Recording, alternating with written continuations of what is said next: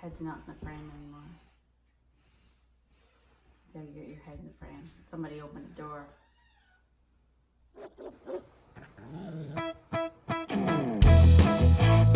It's not a real fire. It can't burn you. Fake fireside chat. Hey everybody, it is Tracy here from Beyond Obedience, your canine human relationship coach. And it is time once again for Fake Fireside Chats with Tracy and Rue. All right, today on Fake Fireside Chats, we are continuing our 10 things that you can do to significantly improve your relationship with your dog. Number 10, be there. Number 9, be with. Number 8, follow the dog.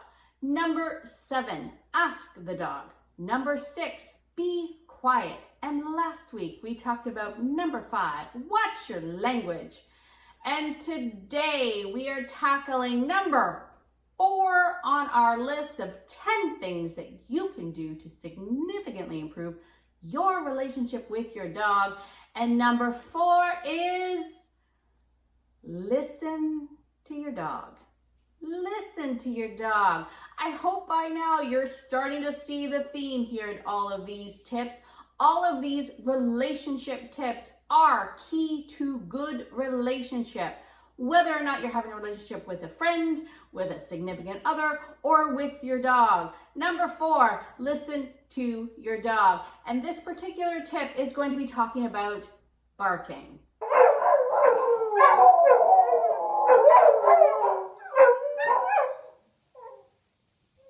How do you stop barking? Barking. The barking dog, a common problem that many people have. And although there's lots of training solutions, there's also lots of products out there that help solve barking. Today, we're going to be talking about the relationship that you have with your dog and how you can start to combat barking. Now, I've already alluded to it, but the topic today is listen to your dog. So while I was running daycare groups back at my farm in Ontario, our dog play yard ran adjacent to our horse yard. And quite frequently the horses would come in from the pasture to get a drink out of their water trough. And what I always found to be quite interesting was when the horses would come in, if I had a daycare group of dogs out, usually one or more than one of the dogs would bark and run at the fence where the horses were coming in. Not that unusual. If you're not used to seeing horses, it would certainly be worth calling your friends and rallying the troops to let them know that an intruder was coming to the field. That's actually not the interesting point. What was interesting to me was even my own dogs, my dogs, would also run to the fence and check and see what the dog was barking at. Even though my dogs have lived their entire lives with those horses. And when it was just my dogs out in the field, like after daycare was over, an evening with just my dogs and the horses came in, none of them would bark, none of them would run to the fence, none of them would alert the rest of the dogs that somebody was there. Now, why is this important to you? Well, I think it's interesting to note that if one dog alerts, all the other dogs will go and see what they're talking about, right? They don't sit back in the corner of the play yard and go, oh my God, it's just the horses. Shut up already. They don't do that. Now, how does this affect you, my friend? Well, I would assume you, like most people, if you have a dog that barks at people at the door or people walking down the street or people passing by your yard, you have probably gotten accustomed to just asking your dog to stop barking without actually acknowledging what your dog is barking at. But believe it or not, when I tell clients to take the time to actually go and see what the dog is barking at. Say, "It's all right, buddy.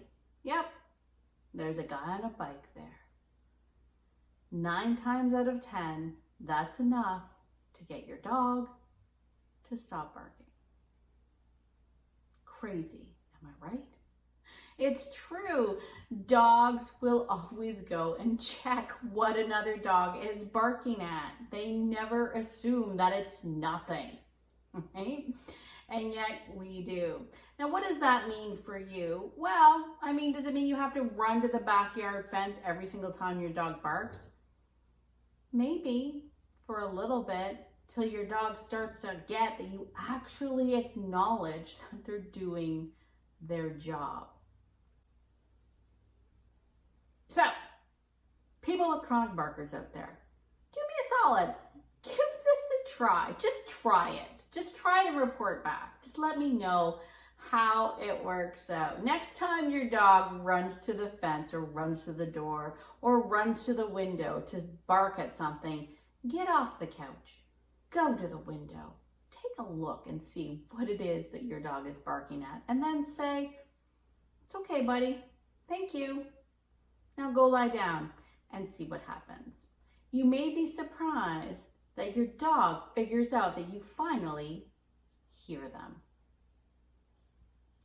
All right, that's it for today's episode of Fake Fireside Chats. Join me next week when we continue our list of 10 things that you can do to significantly improve your relationship with your dog, and I will see you then. Fake Fireside!